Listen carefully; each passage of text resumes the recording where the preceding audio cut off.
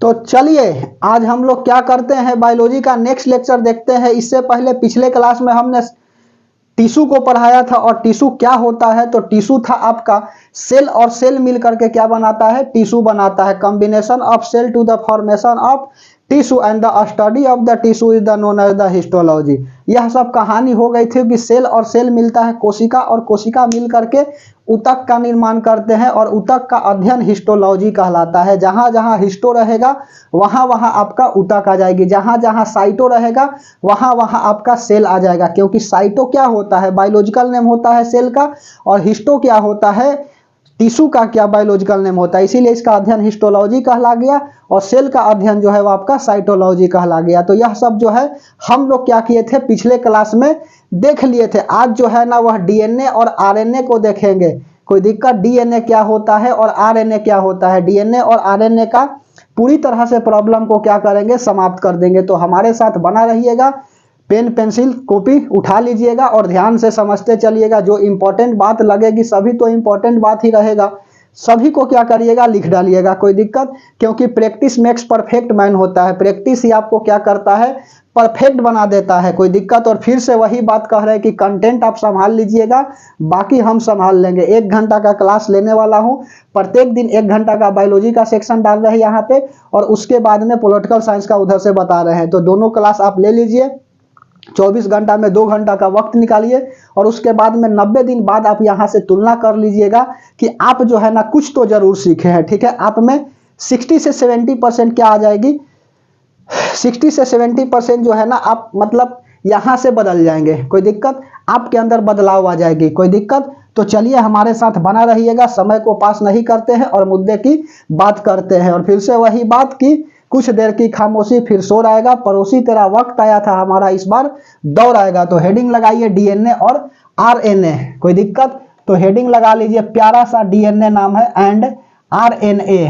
ठीक है, DNA and RNA क्या होता है, डीएनए और आरएनए। डीएनए का मतलब होता है डीऑक्सराइबोज न्यूक्लिक एसिड, और आरएनए का मतलब होता है राइबोज न्यूक्लिक एसिड। कभी कदार फुल फॉर्म वगैरह भी पूछ देता है, तो लिख दो डीऑक्सराइबोज न्यूक्लिक एसिड। लिखे तो डीऑक्सीराइबोज न्यूक्लिक एसिड।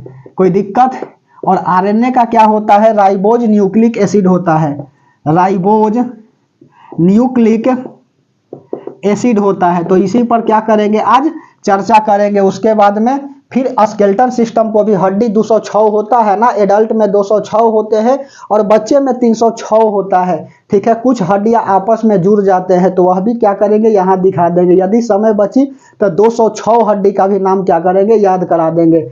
ठीक है, 206 हड्डी का नाम याद करना कोई बड़ी बात नहीं है। कोई दिक्कत, तो चलिए डीऑक्सराइबोज न्यूक्लिक एसिड, और आरएनए का मतलब होता है राइबोज न्यूक्लिक एसिड। तो हेडिंग लगाइएगा पहला आप डीएनए। डीएनए क्या होता है, डीएनए बोले तो डीऑक्सराइबोज न्यूक्लिक एसिड। डीएनए क्या होता है, तो यह एक तरह की ऐसी सब्सटेंस होती है जो न्यूक्लियस के पास पाया जाता है। इसको आमतौर पर देखा जाए तो माइटोकॉन्ड्रिया के अंदर भी देखा जा सकता है। ठीक है, तो यह कहाँ पाया जाता है, केंद्रक न्यूक्लियस के पास पाया जाता है। इसका खोज जो है वह किसने किया था, तो 1954 में वाटसन और क्रिक जो है इसका खोज किए थे। तो लिख डालो। कोई दिक्कत, यह क्या होता है, क्या कि एक पीढ़ी से दूसरे पीढ़ी में चला जाता है। ठीक है, और यही कारण है कि माता पिता का गुण जो है ना वह बच्चे में देखने को मिलती है। डीएनए का क्या होता है, स्थानांतरण होता है। कोई दिक्कत, तो चलिए लिखते चलिए। डीएनए कंटेंट आप संभाल लीजिएगा, आप जल्दी जल्दी लिखेंगे। डीएनए का खोज किसने किया था, तो डीएनए का खोज जो इस तरह से, ठीक है, डीएनए का खोज वाटसन एवं क्रिक द्वारा किया गया था 1953 में। कोई दिक्कत, वाटसन और क्रिक जो है 1953 में किए थे। डीएनए क्या होता है, डीएनए जो है एक तरह की वैसी सब्सटेंस होती है जो एक जनरेशन से दूसरे जनरेशन में देखने को मिलता है, या स्थानांतरित होकर के नेक्स्ट जनरेशन में चला जाता है। तो यह एक वैसी पदार्थ है जो एक पीढ़ी से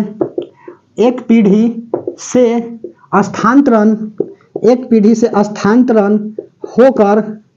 होकर दूसरे पीढ़ी में चली जाती है। दूसरे पीढ़ी में क्या होती है, चली जाती है। कोई दिक्कत, यह एक पीढ़ी से क्या होती है, दूसरे पीढ़ी में चली जाती है। अच्छा, अब सुनो डीएनए के बारे में। अब यह एक पीढ़ी से दूसरे पीढ़ी में चली जाती है। यह न्यूक्लियस के पास देखा जाता है, यह न्यूक्लियस के पास होता है, यह न्यूक्लियस के पास होता है। न्यूक्लियस बोले तो केंद्रक, सेल पढ़ाए है ना। न्यूक्लियस क्या होता है? ब्रेन कंट्रोलिंग ऑफ सेल होता है, अर्थात यही डिसाइड करता है कि किस सेल का डिवीजन होगा और किस सेल का डिवीजन नहीं होगा। कोई दिक्कत? तो किस सेल का डिवीजन होगा और किस सेल का डिवीजन नहीं होगा, यह न्यूक्लियस डिसाइड करता है। न्यूक्लियस बोले तो केंद्रक होता है। कोई दिक्कत? न्यूक्लियस बोले तो केंद्रक होता है, तो यह न्यूक्लियस के पास होता है। इसके अलावा इसी में लिखो, इसके अलावा आमतौर पे माइटोकॉन्ड्रिया के अंदर भी देखा जा सकता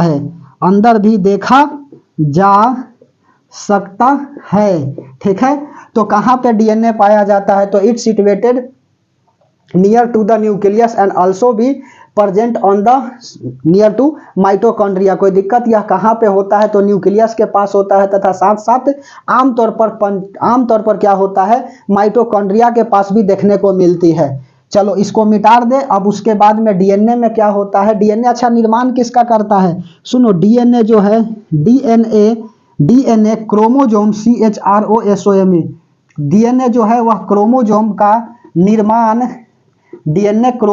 निर्माण करता है। डीएनए क्या करता है? डीएनए जो है वह क्रोमोजोम का निर्माण करता है। डीएनए के अंदर पेंटोस शुगर, नाइट्रोजन बेस और फॉस्फेट होती है, जिसे न्यूक्लियोटाइड कहा जाता है। लिख डालो, ठीक है। डीएनए और आरएनए से किसी भी प्रकार का प्रॉब्लम नहीं रहेगा। आप बात को ध्यान से समझिए, मिटा दें। चलिए, समझ में आ रही है बात? अब इसके बाद अगला लिखते चलिएगा, डीएनए में ही चलेगा। जो जो डीएनए में आता है वह बात को बताते चलते हैं। पहले एक स्ट्रक्चर बना ले और उसके बाद में लिख डालें। चलिए एक स्ट्रक्चर बना करके सिखाते हैं कैसे। तो सुनो कैसे इसका स्ट्रक्चर होता है। डीएनए जो है ना वह डबल हेलिक्स स्ट्रक्चर होते हैं, जबकि आरएनए जो है ना वह सिंगल हेलिक्स स्ट्रक्चर होता है। इस तरह से डीएनए देखो आपको देखने को मिलेगा, ठीक है। यहाँ पर इस तरह से क्या होता है? डीएनए होता है। थोड़ा सा अच्छा से बनाइएगा फिगर वगैरह को। फिगर नहीं बना ठीक है। सुनो इस तरह से होता है। सुनो इस तरह से क्या होता है? आपका डीएनए होता है। यहाँ पे देखा जाए तो यह जो है आपका क्रोमोजोम होता है, CHROSOME। क्रोमोजोम बोले तो गुणसूत्र इसको बोलते हैं, गुणसूत्र। तो क्रोमोजोम होता है। टोटल कितने होते हैं? तो 46 क्रोमोजोम होता है व्यक्ति के अंदर। पेयर में बोले तो 23 का पेयर बोले या 46 गुणसूत्र बोलिए। यह रिप्रोडक्शन प्रजनन में क्या करेंगे? बताएंगे। उसके बाद में यहाँ पे क्या होता है आपका? तो यह होता है न्यूक्लियस। न्यूक्लियस बोले तो केंद्रक, और यह केंद्रक के चारों तरफ क्या होते हैं? डीएनए देखने को मिलते हैं। यहीं पर क्या होता है आपका? डीएनए होता है, डीऑक्सराइबोज न्यूक्लिक एसिड। और न्यूक्लियर के चारों तरफ न्यूक्लियर मेम्ब्रेन भी पाए जाते हैं, ठीक है। यहाँ पर क्या होता है? डीएनए होता है। इसके अंदर क्या होता है? डीएनए, सॉरी, बाहर तो न्यूक्लियर मेम्ब्रेन होते हैं और इसके अंदर क्या होता है? डीएनए होता है। अब डीएनए को जैसे ही खींचेंगे तो क्या मिलेगा? यहाँ पर जो है ना आकर के आपको जीन मिलेगा, ठीक है, जीन मिलेगा। जब ग्रेगर जोहान मेंडल का थ्योरी बताएंगे ना तो बताएंगे जीन का डिस्कवर किसने किया था। यहाँ पर बता दे, इसका खोज जो है ना वह जोहानसन करके साइंटिस्ट थे जिन्होंने जीन का खोज किया था। लिख लो, जोहानसन। जीन का खोज किसने किया था? तो जोहानसन ने किया था। जनरली तौर पे पहले देखा जाता था कि माता पिता का गुण जो है ना वह बच्चे में देखने को मिलती है क्रोमोजोम के कारण, क्योंकि माता पिता का गुण बच्चे में देखने को मिलती है, आ जाता है, स्थानांतरण होता है डीएनए का। तो पहले क्रोमोजोम मानना था, फिर उसके बाद में क्रोमोजोम के बाद साइंटिस्ट ने डिस्कवर किया वाटसन और क्रिक की नहीं, ऐसा नहीं है। माता पिता का गुण जो है ना वह बच्चे में डीएनए के कारण मिलती है देखने को, ठीक है। उसके बाद में साइंस और डेवलप होते गई और डीएनए को कहा गया कि खींच करके देखो माइक्रोस्कोप से, तो देखा गया ना, तो इसमें जीन मिला और कहा कि जीन क्या होता है, तो जीन यह उत्तरदायी होती है। माता पिता का गुण बच्चे में किसके कारण देखने को मिलती है, तो जीन के कारण देखने को मिलती है। समझ में आ रही है बात। और इस जीन के अंदर भी क्या होता है, बहुत सारे न्यूक्लियोटाइड होते हैं। यहाँ से और यहाँ पर देख लीजिए, इसमें टोटल जो है ना 10 ठो न्यूक्लियोटाइड होते हैं। यह जो क्या है, यह आपका न्यूक्लियोटाइड है। 1 2 3 4 5 6 7, उसके बाद में 8 हो गया, 9 हो गया और 10 हो गया। कोई दिक्कत? तो इसको हम लोग क्या बोलेंगे, न्यूक्लियोटाइड बोलेंगे, NUCLEOTIDE। कोई दिक्कत?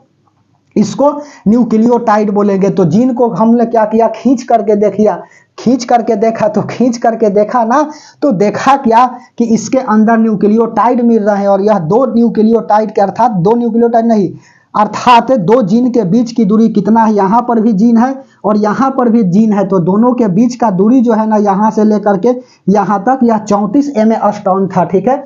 34 mA था। तो यहाँ से बीच का दूरी कितना है, फिगर को ध्यान से समझ लीजिए, कुछ पल की दूरी, ठीक है। और डीएनए को पढ़ना है जरूरी, नहीं पढ़िएगा तो दिक्कत हो जाएगी, ठीक है।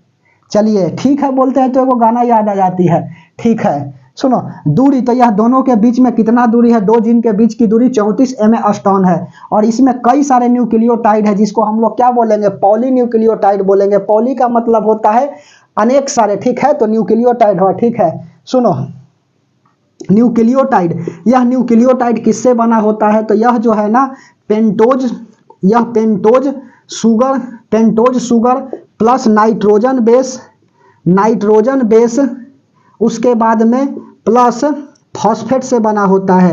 प्लस फॉस्फेट से क्या होता है, फॉस्फेट से बना होता है, ठीक है, बना होता है। एकदम कहानी की तरह समझते चलिए।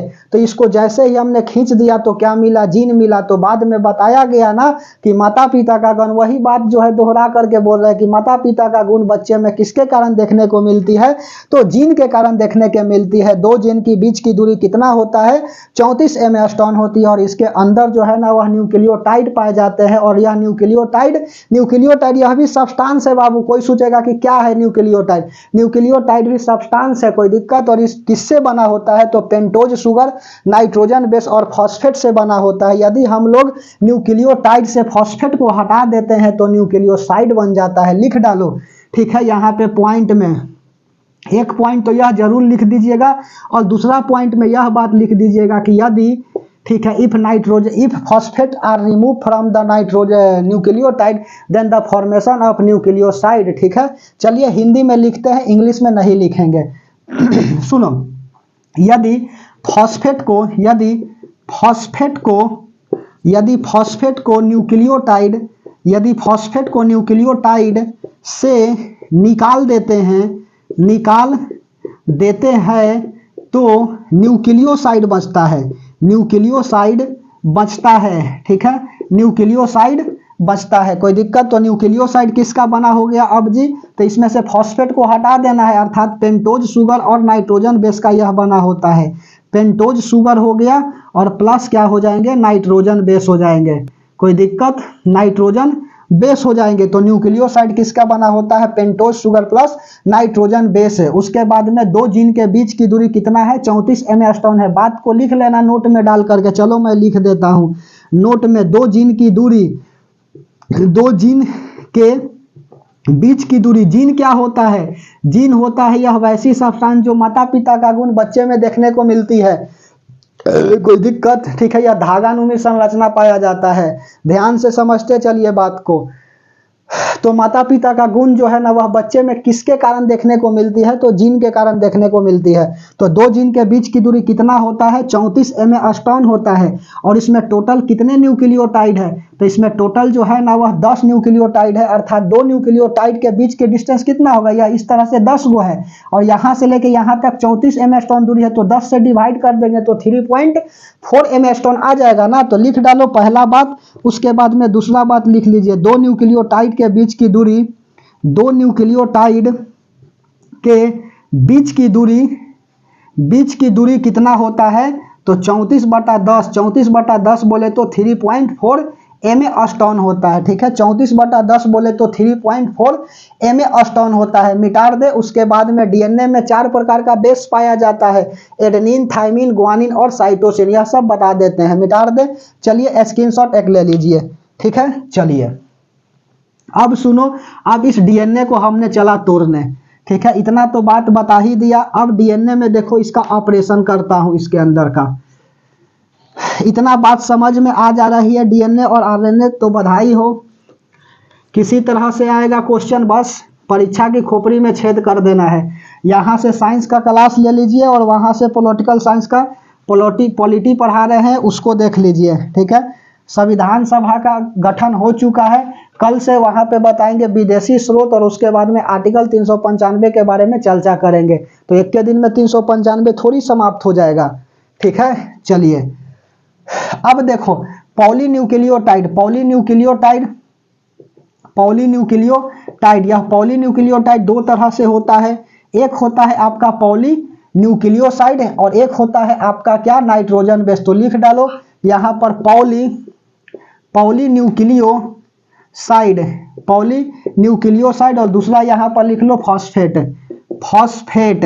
ठीक है, तो न्यूक्लियोटाइड कितने तरह के होते हैं, तो न्यूक्लियोटाइड जो है ना वह दो तरह के होते हैं। एक न्यूक्लियोसाइड होता है और दूसरा जो है आपका क्या होता है, तो वह फॉस्फेट होता है। कोई दिक्कत। उसके बाद में अगला न्यूक्लियोसाइड का भी दो प्रकार होता है। एक होता है आपका क्या, तो एक होता है शुगर और दूसरा होता है नाइट्रोजन बेस। कोई दिक्कत, तो लिख लो यहाँ पर पॉलीन्यूक्लियोसाइड का भी क्या होता है, तो पॉलीन्यूक्लियोसाइड का भी दो पार्ट होता है। एक होता है शुगर और दूसरा होता है आपका नाइट्रोजन बेस। तो लिखो यहाँ पर शुगर हो गया और दूसरा हो गया नाइट्रोजन बेस। कोई दिक्कत, नाइट्रोजन बेस। और यह शुगर का भी दो प्रकार होता है। एक होता है आपका डीऑक्सराइबोज शुगर और दूसरा होता है राइबोज शुगर। ठीक है, एक होता है आपका शुगर का राइबोज शुगर, डीऑक्सराइबोज, और उसके बाद में राइबोज, डीऑक्सीराइबोज शुगर, और उसके बाद में दूसरा होता है आपका ऑक्सीराइबोज शुगर। कोई दिक्कत, डीऑक्सीराइबोज शुगर और दूसरा होता है आपका ऑक्सीराइबोज शुगर। और उसके बाद में नाइट्रोजन बेस का भी दो पार्ट होता है। एक होता है आपका क्या, पायरीन, और दूसरा होता है पायरेडेमिन। ठीक है, एक होता है प्यूरिन और दूसरा होता है पायरेडेमिन। समझ में आ रही है बात। इसका भी क्या होता है, दो प्रकार होता है। एक होता है प्यूरिन और दूसरा होता है पायरेडेमिन। लिख लो प्यूरिन और उसके बाद में दूसरा होता है आपका पायरेडेमिन। एकदम इसके बाद डीप में भय ही नहीं, पायरेडेमिन। ठीक है, पायरेडेमिन होता है। कोई दिक्कत, इंग्लिश वर्ड है जी, पायरेडेमिन। ठीक है, पायरेडेमिन होता है और यहाँ पर प्यूरिन होता है, PURIN, प्यूरिन। ठीक है, तो नाइट्रोजन बेस भी दो तरह के होते हैं। एक प्यूरिन होता है और दूसरा जो है ना आपका पायरेडिमिन होता है। अब इसमें क्या होता है, चार बेस पाए जाते हैं। तो सुनो, प्यूरिन में कौन आएगा और पायरेडिमिन में क्या आएगा। इसमें आएगा एडेनिन और फिर आएगा थाइमीन। ठीक है, एडेनिन थाइमीन, ब्रैकेट में लिख लो, इंग्लिश में भी हिंदी में भी। एडेनिन हो गया और दूसरा हो गया थाइमीन। ठीक है, एडेनिन थाइमीन। फिर उसके बाद में ग्वानिन और यहाँ पर लिख लीजिए साइटोकाइनिन। ठीक है, एडेनिन थाइमिन ग्वानिन और साइटोकाइनिन। कोई दिक्कत, तो ग्वामिन इसको लिखो ग्वामिन और यहाँ लिख लीजिए साइटोकाइनिन। कोई दिक्कत। चलिए, तो इस तरह से क्या होता है, नाइट्रोजन में चार बेस होते हैं, प्यूरिन होता है और पायरेडिमिन होता है। कौन कौन आ गया इसमें, तो एडेनिन हो गया, थाइमिन हो गया, ग्वानिन हो गया और साइटोसिन हो गया। कोई दिक्कत। एडेनिन नोट में उसके बाद लिख लीजिएगा बात को, एडेनिन और उसके बाद में थाइमिन जो है ना, थाइमिन यह डबल बॉन्ड के साथ जुटा होता है। और ग्वानिन और साइटोकाइनिन जो है ना, यह किसके साथ जुड़ा होता है, तो यह ट्रिपल बॉन्ड के साथ जुटा होता है। तो एडेनिन और थाइमिन के साथ डबल बॉन्ड होती है और ग्वानिन और साइटोकाइनिन के बीच जो है ना वह ट्रिपल बॉन्ड होता है। कोई दिक्कत। उसके बाद में अब सुनो, यहाँ पर थाइमीन के जगह यूरेसिल लगा देंगे तो यह क्या बन जाएगा, RNA बन जाएगा। तो चलो RNO को भी क्या करते हैं, देखते हैं। इसमें भी तो नाइट्रोजन बेस होता ही है। अब इसमें देखो RNA में क्या हो जाएगा, मिटारे इसको थोड़ा सा, चलो मिटार देते हूं, मिटारने वाला यहाँ है। देखिए समझ में आई बात। अब सुनो, इतना डीएनए के अंदर की बात बताई, इतना तो नहीं जानना है, बात याद रखिएगा कि डीएनए जो है ना वह डबल हेलिक्स स्ट्रक्चर होता है। अब यही ना दिखाए हैं, जैसे सुनो यहाँ पर डीएनए का स्ट्रक्चर बनाया जाए तो कुछ इस तरह से डीएनए का स्ट्रक्चर माइक्रोस्कोप से देखोगे तो देखने को क्या करेगा, मिलेगा। ठीक है, देखने को यह मिलेगा, कोई दिक्कत। अब सुनो, तो यहाँ पर क्रोमोजोम था, उसके बाद में यहाँ न्यूक्लियस था, उसके बाद में यह जो है आपका क्या है, जीन है, और इसी के में बीच में क्या पाया जाता है, तो यह जो है न्यूक्लियोटाइड था, NuClO न्यूक्लियोटाइड। इसके अंदर चले गए न्यूक्लियोटाइड, इसके क्या किससे बना होता है, तो यह फॉस्फेट नाइट्रोजन बेस और पेंटोस से बना होता है। फॉस्फेट को हटा देंगे तो न्यूक्लियोसाइड बन जाएगी। और उसके बाद में पॉलीन्यूक्लियोटाइड का प्रकार तुरे कौन कौन था, तो एक था आपका पॉलीन्यूक्लियोटाइड में, ठीक है, सब कुछ ठीक ठाक।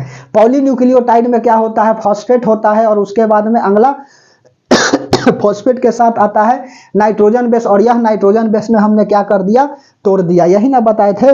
उसके बाद में सुनो, अब क्या करते हैं, RNA को देखते हैं यह कैसा हेलिक्स स्ट्रक्चर है। तो यह जो है ना, लिख लो नोट में बात कि डीएनए डबल हेलिक्स स्ट्रक्चर होता है, डबल हेलिक्स स्ट्रक्चर होता है, डबल हेलिक्स स्ट्रक्चर होता है। डीएनए कैसा स्ट्रक्चर होता है, तो डीएनए का आपका डबल हेलिक्स स्ट्रक्चर होता है। मिटा दे, चलिए उसके बाद में हेडिंग लगाइए आप RNA ribose nucleic acid, ribose nucleic acid लगा लिए, मिटा दिए, बेकार है, इसको फिर लिखेंगे तब। सुनो, RNA डीएनए तो यह हो गई, अगला हेडिंग लगाइए आप RNA कहने का मतलब होता है राइबोज न्यूक्लिक एसिड। और इसमें जो नाइट्रोजन बेस होता है, तो सुनो इसके अंदर नाइट्रोजन बेस क्या होता है। अभी इसमें क्या था, प्यूरिन था और पायरेडेमिन था। ठीक है, यही ना बताए थे कि प्यूरिन हो गया पहला और दूसरा हो गया आपका पायरेडेमिन, ठीक है, पायरेडेमिन हो गया, समझ में आ रही है। एक हो गया नाइट्रोजन बेस में प्यूरिन हो गया और दूसरा पायरेडिमिन हो गया। और यहाँ पर देखो क्या आएगा, प्यूरिन में एडेनिन आएगा, एडिनिन, और उसके बाद में थाइमिन के जगह हम क्या करेंगे, यहाँ थाइमिन था ना डीएनए में, थाइमिन के जगह यूरोसिल लगा दीजिए, थाइमिन के जगह यूरोसिल लगा दीजिए, यूरोसिल, कोई दिक्कत, यूरोसिल लगा दीजिएगा तो यह क्या बन जाएगा, यह आपका RNA बन जाएगा, एडेनिन यूरोसिल, और उसके बाद में ग्वानिन और साइटोसिन हो जाएगा, ग्वानिन और साइटोसिन हो जाएगा, SINE होता है साइटोसिन, साइटोसिन लिख दिए, साइटोकाइनिन, ग्वानिन और साइटोकाइनिन, ठीक है, साइटोकाइनिन होता है, साइटोकाइनिन, कोई दिक्कत। तो सुनो, नाइट्रोजन बेस में क्या हो गया, एडेनिन हो गया, यूरोसिल हो गया, ग्वानिन और साइटोकाइनिन हो गया। RNA का भी कई सारे प्रकार होता है, एक होता है mRNA होता है, दूसरा होता है आपका tRNA होता है, ट्रांसफर RNA होता है, और तीसरा कौन सा RNA हो जाएगा, एक मैसेंजर RNA लिख लो यहाँ पर, मैसेंजर हो गया, मैसेंजर राइबोज न्यूक्लिक एसिड, यह ट्रांसफर राइबोज न्यूक्लिक एसिड, एक mRNA हो गया, tRNA हो गया, और उसके बाद में और क्या हो जाएगा, एक rRNA हो जाएगा, ठीक है, rRNA यह होता है, कोई दिक्कत। तो एक mRNA हो गया, दूसरा tRNA हो गया, और तीसरा जो है ना rRNA हो गया। मैसेंजर RNA यह क्या करता है, यह जो है ना यह प्रोटीन बनाता है, ठीक है, यह प्रोटीन बनाता है, यह जो है प्रोटीन का संश्लेषण करता है, प्रोटीन का संश्लेषण होता है। और यह प्रोटीन कैसे बनाता है, तो 20 अमीनो एसिड के द्वारा जो है ना, अमीनो एसिड के द्वारा क्या करता है, प्रोटीन बनाता है। कैसे प्रोटीन, 20 अमीनो एसिड, 10 तो बॉडी से मिल जाता है और 10 जो है ना इसको बाहर से लेना पड़ता है। तो 10 और 10 मिलकर के क्या होता है, अमीनो एसिड का निर्माण करता है। तो अमीनो एसिड के रूप में यह क्या बनाता है, प्रोटीन बनाता है। अमीनो एसिड के रूप में प्रोटीन का निर्माण हो गया। उसके बाद में अगला समझो, यह था आपका आरएनए। तो आरएनए समझ में आ गई और डीएनए समझ में आ गया। अब इसमें कुछ नोट में लिखने वाली बात है। अच्छा आरएनए सुन लो, आरएनए किस में होता है? तो यह जो है ना आरएनए एग्जाम्पल में लिख लीजिए। एग्जाम्पल यह जो है ना यह छोटे जीवों में होता है, जैसे कि वायरस हो गया, वायरस हो गया। ऐसा ना कि आप लिख दीजिएगा किस में, तो लिख दीजिएगा छोटा सा जानवर आपका कुत्ता भी हो जाएगा, तो उसमें नहीं पाया जाएगा, कोई दिक्कत। यह वायरस हो गया, वायरस बोले तो विषाणु, ठीक है, विषाणु, कोई दिक्कत। VIRSUE जो भी हो, वायरस क्या होता है? विषाणु। उसके बाद में बैक्टीरिया, बैक्टीरिया, ठीक है, इसको बोलेंगे जीवाणु। उसके बाद में फंगी, यह सब में क्या होता है? आरएनए होता है। जबकि डीएनए किस में होता है? तो डीएनए जो है ना हम सब में होता है, ह्यूमन हो गया और एनिमल हो गया, यह सब में क्या होता है? तो डीएनए होता है, ठीक है, कोई दिक्कत। यह जो है ना आरएनए नोट में कहीं पर लिखना है तो लिख लीजिए, यहाँ पहला था इसका दूसरा बना लीजिए।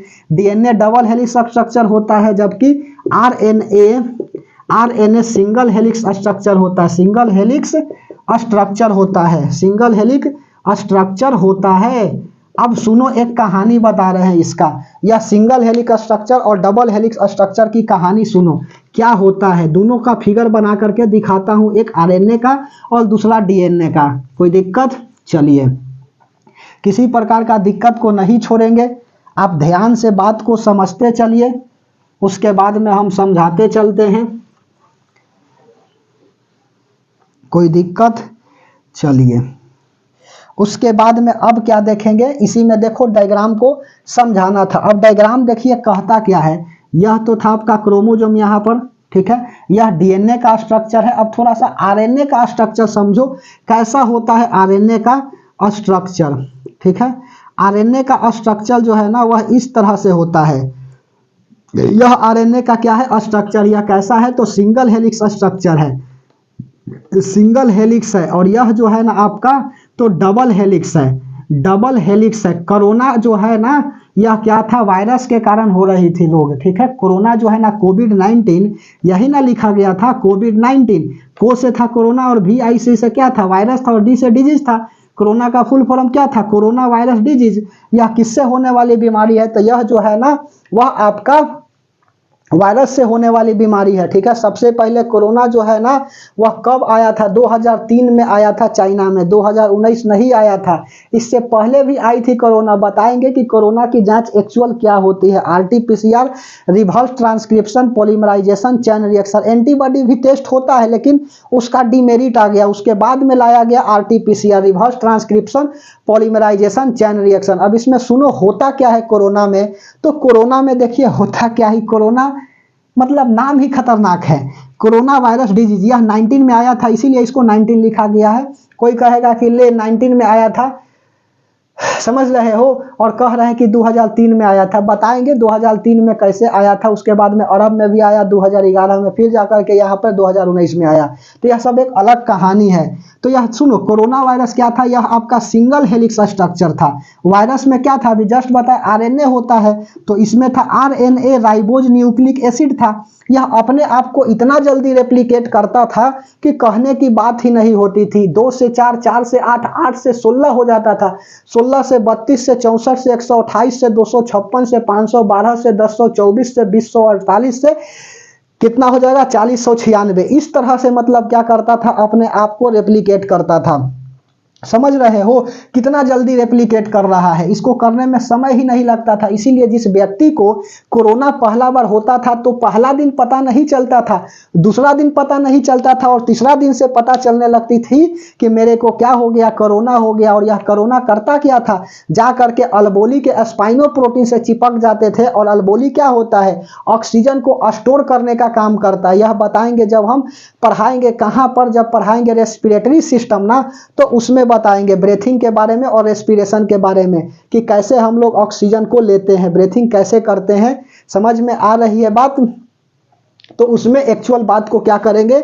बताएंगे, ठीक है। कोरोना जाकर के स्पाइनो प्रोटीन से सब पे चिपक जाते थे, और जब हम ऑक्सीजन लेते थे ना तो अल्बोली ऑक्सीजन को स्टोर नहीं कर पाता था, और सांस फूलने से क्या हो जाती थी? व्यक्ति की मृत्यु हो जाती थी। Corona is the real not be fake, ठीक है। कोरोना क्या था? रियल था, फेक नहीं था। कोई दिक्कत जिसको बेचारा को हो गया और जिसका परिवार उजड़ गया, जा करके उससे पूछो कि कोरोना था कि नहीं था। कोई दिक्कत, तो यह कोरोना में क्या था, आरएनए था, राइबोज न्यूक्लिक एसिड था, और यह अपने आप को जल्दी रेप्लिकेट कर रहा था। जबकि हम सब में क्या होता है, डीएनए होता है, और हम सब में जैसे ही डीएनए होता है तो हमारा डब्ल्यूबीसी क्या करता है, उससे लड़ने के लिए ल्यूकोसाइट क्या करेंगे, अपना सेल को छोड़ेंगे, टी सेल को छोड़ेंगे, और टी सेल को छोड़ेंगे अर्थात वहां पर ल्यूकोसाइट भी क्या हो जा रहा था, हम सबका कमजोर पड़ जा रहा था कोरोना के सामने। और क्या हो जा रहे थे, जो भी व्यक्ति को हुआ है वह क्या हो गए, ठीक है, कुछ बचे और कुछ जो है ना चला गया। समझ में आ रही है बात। तो खैर यह तो बात की बात है। तो डीएनए क्या होता है, डीएनए को अपने आप को रेप्लिकेट करने के लिए क्या होता है, इसको समय लगती है, अर्थात हम सब में डीएनए होता है तो हम सब के बॉडी को बनने में लगभग माँ की गर्भ में 9 महीना का समय लग जाता है। कोई दिक्कत, 9 महीना का समय लग जाता है, जबकि इसका समय लग ही नहीं रहा है। डीएनए हम सब में होता है, डबल हेलिक्स स्ट्रक्चर होता है, हाथ बनेगा, पैर बनेगा, ठीक है, सब कुछ बनेगा, तभी ना एक मानव की फॉर्मेशन होगी अच्छा खासा।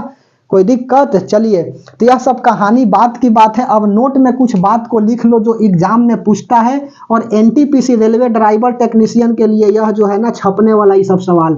सुनो, पहला जो है ना, डीएनए से आरएनए बनने की प्रक्रिया को क्या कहा जाता है, डीएनए से आरएनए, ठीक है, डीएनए से आरएनए बनने की प्रक्रिया को क्या कहते हैं, डीएनए से आरएनए बनने की प्रक्रिया को ट्रांसक्रिप्शन कहा जाता है। लिख लो, इसको क्या बोला जाता है, ट्रांसक्रिप्शन, ट्रांसक्रिप्शन। कोई दिक्कत, क्या कहलाता है, ट्रांसक्रिप्शन कहलाता है। पहला इंपॉर्टेंट है। उसके बाद में दूसरा, आरएनए से डीएनए बनने की प्रक्रिया को क्या कहा जाता है, तो आरएनए से डीएनए बनने की प्रक्रिया को देखो उल्टा हो गया तो रिवर्स ट्रांसक्रिप्शन इसको कहा जाएगा। क्या कहा जाएगा, तो रिवर्स ट्रांसक्रिप्शन, रिवर्स ट्रांसक्रिप्शन। और उसके बाद में अगला तीसरा लिख लो, कहाँ पे लिखे, यहाँ लिखे। चलिए यहाँ पर तीसरा लिख देता हूँ। इसके बाद अब डीएनए से आरएनए हो गया, आरएनए से डीएनए हो गया, और सुनो, आरएनए या डीएनए से प्रोटीन बनाना होगा। आरएनए से क्या बनाना है, प्रोटीन बनाना है, तो इसको हम लोग क्या बोलेंगे, आरएनए से प्रोटीन बनाना है तो इसको ट्रांसलेशन कहा जाता है, ट्रांसलेशन कहा जाता है। और उसके बाद में यह मिटा रहे अगला 4 बात यह जरूर याद रखिएगा। चौथा, और आरएनए से आरएनए बनाना है या डीएनए से डीएनए बनाना है तो इसको क्या कहा जाता है, रेप्लिकेशन कहा जाता है। याद रखिएगा, इसको क्या कहा जाएगा, इसको रेप्लिकेशन कहा जाएगा, ठीक है, रेप्लिकेशन कहा जाएगा। तो यह 4 बात को याद रखिएगा, ठीक है।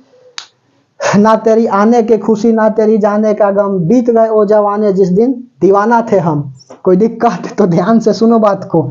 डीएनए से आरएनए बनने की प्रक्रिया को ट्रांसक्रिप्शन कहलाता है, और आरएनए से डीएनए बनने की प्रक्रिया को रिवर्स ट्रांसक्रिप्शन कहते हैं। आरएनए से प्रोटीन बनने की प्रक्रिया को ट्रांसलेशन कहलाता है। आरएनए से आरएनए बनाना हो या डीएनए से डीएनए बनाना हो तो इसको रेप्लिकेशन कहा जाता है। तो यह आपका टॉपिक का अंत होता है आरएनए और डीएनए का। बताओ क्लास कैसा लगा, आगे का देख ले कितना समय हो रही है। चलिए, अभी तो आधा घंटा ही हुआ है जी, 1 घंटा क्लास लेना। स्केलेटन सिस्टम पढ़ा दे, यस और नो। चलिए स्केलेटन सिस्टम पढ़ा देता हूं, कोई दिक्कत, मिटा दें इसको। यह आपका डीएनए और आरएनए था। आप कंटेंट को संभाल लीजिए, बाकी हम संभाल लेंगे, ठीक है। 1 घंटा का क्लास करके मजा आ जाएगा आपको। मिटा दें।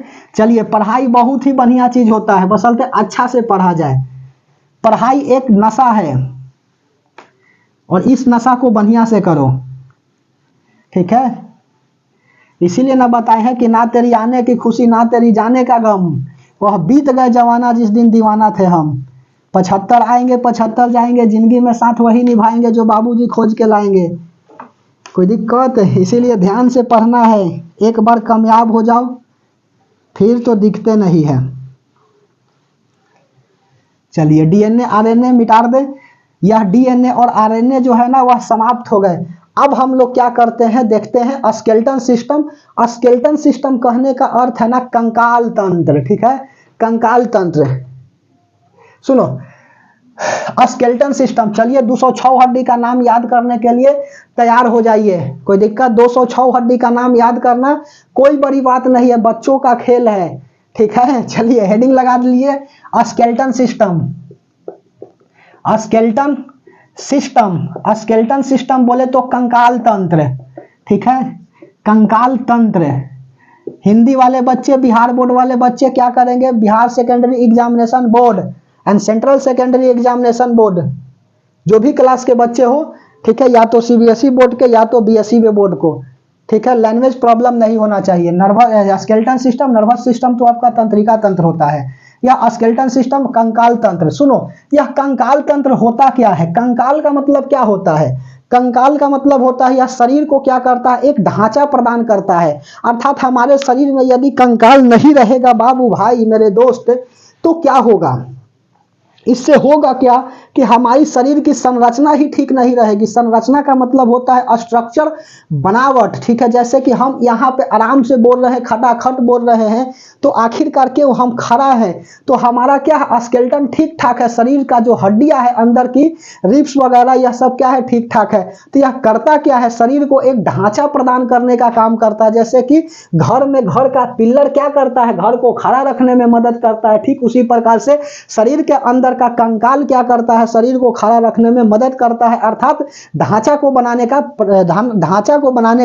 काम करता है। तो लिख लो, कंकाल तंत्र क्या होता है, या शरीर के ढांचा को बनाने का काम करता है। लिखना है तो लिख लीजिए, मैं डिफिनेशन नहीं लिखूंगा, ठीक है। यह कंकाल तंत्र जो है ना, वह दो तरह के होता है, एक बाह्य कंकाल तंत्र, बाह्य कंकाल तंत्र, ठीक है, कंकाल तंत्र, इसको एक्सोस्केलेटन बोला जाता है, एक्सोस्केलेटन, एक्सोस्केलेटन बोला जाता है। और दूसरा जो है ना आपका आंतरिक कंकाल तंत्र, आंतरिक कंकाल तंत्र, चाहे हिंदी हो चाहे इंग्लिश हो, दोनों लैंग्वेज आना चाहिए। एक्सोस्केलेटन और इसको क्या बोलेंगे, इंडोस्केलेटन। एक्सक्रेटरी का मतलब उत्सर्जन होता है, वेस्ट मटेरियल को बाहर निकालना, वह अलग है इंडोस्केलेटन, इंडोस्केलेटन। कोई दिक्कत, बाह्य स्केलेटन में क्या होता है, और एक होता है आपका मिश्रित स्केलेटन, तीन को लिख लो, मिश्रित कंकाल तंत्र, मिश्रित कंकाल तंत्र, मिश्रित बोले तो मिक्स स्केलेटन, मिक्स्ड स्केलेटन। सुनो, मिक्स्ड स्केलेटन, अब ध्यान से समझिए बात को। बाह्य कंकाल तंत्र क्या होता है, आंतरिक कंकाल तंत्र क्या होता है, और मिश्रित कंकाल तंत्र क्या होता है। बाह्य कंकाल तंत्र कहने का मतलब होता है कि वैसे ऑर्गेनिज्म जिसके शरीर का जो हड्डी होते हैं, कंकाल होते हैं, स्केलेटन होते हैं, वह शरीर के बाहर होते हैं, उसी को कहा जाता है आपका एक्सोस्केलेटन। जैसे कि कछुआ वगैरह को देख लीजिएगा, तो कछुआ के ऊपर क्या होता है, उसका कंकाल जो है ना वह बाहर होता है। कोई दिक्कत, केकड़ा को देख लीजिएगा, उसका कंकाल बाहर होता है, कोई दिक्कत। उसके बाद में अंगला, जो शरीर जो आपका यहाँ पर ढील वगैरह होता है, उसका कंकाल कैसा होता है, बाहर होता है। तो यह करता क्या है, यह जो है ना बाहरी आघातों से बचाने का प्रयास करता है। इसीलिए कछुआ का जब ऊपर का कंकाल है ना, वह क्या करता है, कछुआ को बचाने का काम करता है, ठीक है। तो उसको मारोगे ना तो कोई असर नहीं पड़ेगा, इसे आराम से नीचा रहेगा, हमको मार रहा है, कोई फर्क ही नहीं पड़ेगा। तो व्यक्ति चालाक हो तो उसको उलट करके पीट देगा, समझ में आई बात। तो यह कंकाल तंत्र क्या करता है, तो कंकाल जो है ना बाहरी आघातों से बचाने का काम करता है। तो लिख लो, बाह्य कंकाल तंत्र, वैसे जीव जिसके कंकाल शरीर के बाहर होते हैं उसी को बाह्य कंकाल तंत्र कहा जाता है, ठीक है। The organism which the skeleton present skeleton present outer side of the body part known as the exoskeleton. कोई दिक्कत, समझ में आई बात।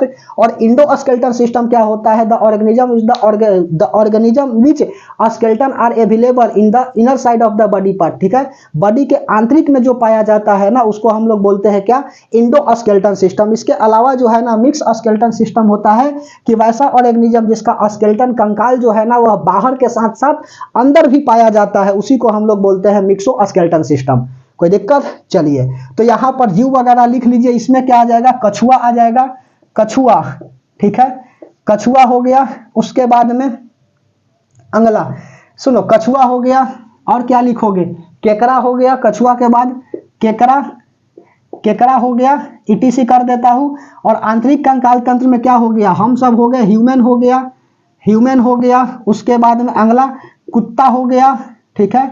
ह्यूमन और एनिमल में सब नहीं लिखेंगे, हम लिखता हूं, सुनो, आदमी हो गए, यहाँ पे कुत्ता हो गया, सियार हो गया, ईटीसी हो गया। सुनो, ईटीसी। कोई दिक्कत? तो आदमी हो गया, कुत्ता हो गया और सियार हो गया, यह सबका कंकाल जो है ना हड्डी कहाँ पे रहता है? तो अंदर में होते हैं। कोई दिक्कत? और उसके बाद में मिश्रित कंकाल तंत्र में देखो, मिश्रित कंकाल तंत्र में जैसे कि आप गाय को देख लीजिए, गाय क्या है? मिश्रित स्केलेटल सिस्टम है, उसका सींग क्या होता है? ऊपर होता है। समझ में आ रही है बात? ऊपर होता है। कोई दिक्कत? उसके बाद में आप बकरी को देख लीजिए, बकरी का सींग क्या होता है? ऊपर होता है और हड्डी नीचे होते हैं। उसके बाद में भैंस को देख लीजिए, बुफैलो, ठीक है, शरीर के ऊपर होता है आपका मतलब सींग यहाँ पर होते हैं, और उसके बाद में जो हड्डी होते हैं वह नीचे होते हैं, शरीर के अंदर होते हैं। कोई दिक्कत? चलिए, तो यह सब क्या था? स्केलेटल सिस्टम था। अब हम क्या करेंगे? व्यक्ति में देखेंगे स्केलेटल सिस्टम, हड्डियों की संख्या। कोई दिक्कत? अब हड्डी देखेंगे स्केलेटन में, अब क्या आएगा? हड्डी आएगा और कार्टिलेज आएगा। तो हेडिंग लगाइए हड्डी, ठीक है, हड्डी हेडिंग लगाइए। यह है हड्डी। हड्डी बोले तो बोन, बोन मतलब होता है हड्डी। इसको बोला जाता है अस्थि भी बोला जाता है, अर्थी नहीं है जी, अस्थि है, ठीक है, अस्थि है हड्डी, इसको बोला जाएगा बोन, अस्थि। और इसमें कौन सा प्रोटीन पाया जाता है? तो इसमें ओसिन नामक प्रोटीन पाया जाता है, पूछा हुआ क्वेश्चन है। तो हड्डी में कौन सा प्रोटीन पाया जाता है? हड्डी में इसमें ओसिन, ओसिन नामक प्रोटीन पाया जाता है। ओसिन नामक प्रोटीन पाया जाता है। हड्डी में कैसा प्रोटीन पाया जाता है? ओसिन प्रोटीन पाया जाता है। उसके बाद में हड्डी किसका बना होता है? तो calcium phosphate plus calcium carbonate का बना होता है। लिख लो, लिख लो, यह जो है यह है calcium phosphate, calcium phosphate plus calcium carbonate. लिखो calcium, calcium phosphate, calcium phosphate कितना होता है? तो यह जो है आपका 60% होता है, और यह जो है 40% होता है। और यह जो है कैल्शियम कार्बोनेट है, कैल्शियम कार्बोनेट, कैल्शियम कार्बोनेट है। संगमरमर का यही फार्मूला होता है, ठीक है। व्हाइट संगमरमर से क्या है? ताजमहल बनाए गए हैं। उस्ताद अहमद लाहौरी जो है ना इसका वास्तुकार थे, ठीक है। शाहजहां ने अपनी मुमताज की याद में ताजमहल बनवा दिया। कोई दिक्कत? एक देखो, एक बेचारे जो है ना अपनी बेचारी को लेकर के आगरा घूमने गया ताजमहल देखने, ठीक है। तो कह रहा है कि शाहजहां ने मुमताज के लिए ताजमहल बनवाया, चलो मैं भी कोई प्रोग्राम करता हूं और तुम्हारे लिए भी एक छोटा सा ताजमहल बना देता हूं। तो उनकी प्यारी बोलती है ना कि चुपचाप घरे चल। कोई दिक्कत? ज्यादा फेंक दिया ना, समझ रहे हो। कैल्शियम फॉस्फेट और प्लस कैल्शियम कार्बोनेट। हड्डी किससे बना होता है? तो कैल्शियम फॉस्फेट से और कैल्शियम कार्बोनेट से बना होता है, ठीक है। उसके बाद में सुनो, हड्डी के बाद, अस्थि के बाद अगला कार्टिलेज, उपास्थि। हेडिंग लगाइए उपास्थि, उपास्थि, उपास्थि बोले तो कार्टिलेज, कार्टिलेज, कार्टिलेज। यह कार्टिलेज, इसमें कौन सा प्रोटीन पाया जाता है? कैंड्रिन नामक प्रोटीन पाया जाता है। उपास्थि में कैसा प्रोटीन पाया जाता है? तो उपास्थि में कैंड्रिन नामक प्रोटीन पाया जाता है। लिखो इसमें कांड्रिन, इसमें कांड्रिन, आधा ना है, म नहीं है जी, कांड्रिन। इंग्लिश वर्ड लिखो कांड्रिन। कोल्ड ड्रिंक नहीं है, उसमें कौन सा एसिड होता है? H2CO3 होता है कोल्ड ड्रिंक में। कार्बोनिक एसिड केमिस्ट्री में पढ़ाएंगे, बहुत इंटरेस्टिंग टॉपिक होता है केमिस्ट्री भी। इसमें कांड्रिन नामक, कांड्रिन नामक प्रोटीन पाया जाता है। एगो हमसे कहा ना कि आपके लिए सभी सब्जेक्ट ठीक है, तो जो पढ़ेगा उसके लिए सब ठीक रहेगी, जो ना पढ़ेगा तो कहेगा कि मैथ कमजोर है, तो कोई कहेगा कि फिजिक्स कमजोर है। शुरू में ही हम बोले हैं, जब पहला क्लास जीके जीएस का लेने आए थे तो हम यही ना बताए थे कि देखिए हमको जीके जीएस से जो है ना दूर दूर तक नाता नहीं है, लेकिन जो पढ़ाएंगे आपका मैक्सिमम सवाल जो है वह टच कर जाएगा। कोई दिक्कत? हमने तो कहा था कि हमारी जो बीएससी में कौन सा सब्जेक्ट रहा? फिजिक्स रहा। हम फिजिक्स ऑनर्स किए हुए हैं। कोई दिक्कत? अपना टाइटल में देखिएगा फिजिक्स गुरु लिखते हैं, कोई दिक्कत? लेकिन फिर भी बायोलॉजी से दूर दूर तक नाता हमारी नहीं है। लेकिन देख लीजिए बायोलॉजी, पॉलिटिकल साइंस जो पढ़ा रहे हैं आप एक बार देख लीजिएगा, कोई दिक्कत? चलिए, इसमें कांड्रिन नामक प्रोटीन पाया जाता है, इसमें कांड्रिन नामक प्रोटीन पाया जाता है, पाया जाता है। यह कहाँ पे होता है? सुनो, तो यह जो है ना कहाँ बना है? चित्र, यहाँ पे चित्रकारी करिए यहाँ से ऐसे, ठीक है। मुर्गा वगैरह खाए हो? मुर्गा भुजाएगा तेल डाल के इस तरह से, सुनो इस तरह से क्या है आपका? यह आपका कांड्रिन है, ये सुनो कार्टिलेज है। और यहाँ जो छोर पर होता है ना, इसी में क्या पाया जाता है? इसी को बोला जाता है कार्टिलेज, कार्टिलेज। इस छोर को क्या बोला जाता है? कार्टिलेज। और बीच वाला पार्ट को बोला जाता है बोन। कोई दिक्कत? बोन। तो यह क्या हो गया? कार्टिलेज हो गया। और उसके बाद में यह क्या हो गया आपका? बोन हो गया, हड्डी। कोई दिक्कत? तो कार्टिलेज कहाँ पाया जाता है? तो यह हड्डी के छोर पे पाए जाते हैं। लिख लो, यह अस्थि के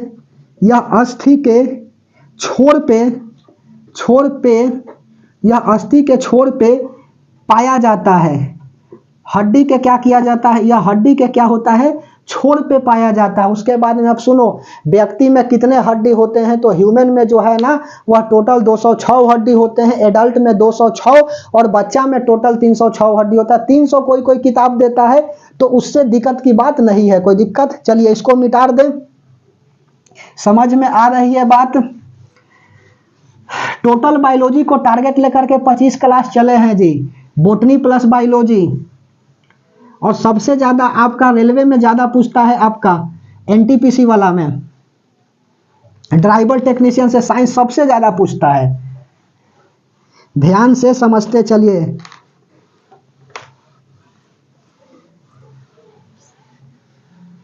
अब सुनो, अब हम क्या लिखेंगे? अब लिखेंगे बोन। सुनो, बोन में मतलब होता है हड्डी।